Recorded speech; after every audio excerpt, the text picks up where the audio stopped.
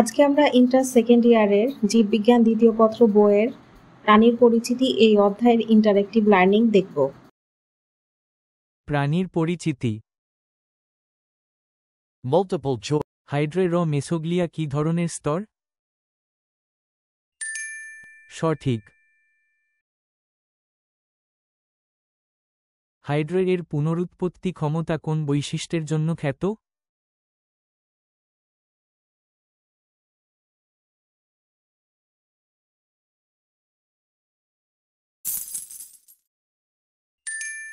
ক্ষতিগ্রস্ত অংশ পুনর্গঠন করতে পারে।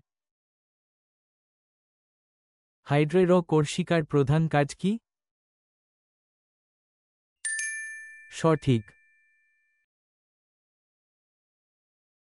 হাইড্রাতে যৌন জননের জন্য কোন অংশে ডিম্বাশয় তৈরি হয়?